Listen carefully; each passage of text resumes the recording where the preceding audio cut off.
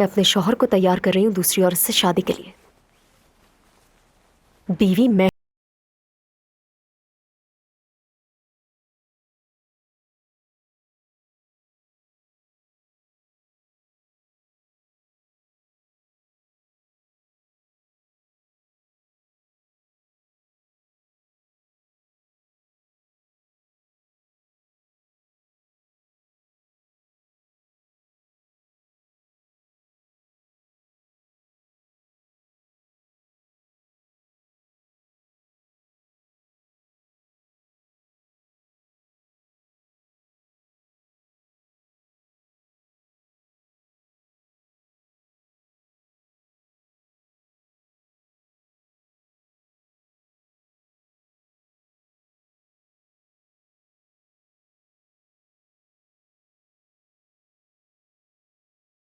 जानान, हामिद, क्या तुम दोनों अभी तक तैयार नहीं हुए?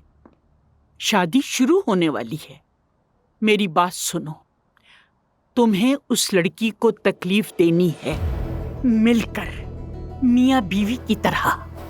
तुम दोनों उसके लिए इस घर को जहन्नुम बना दोगे, समझ गए? जानान, जाओ और तैयार हो जाओ, वक्त आ गया है।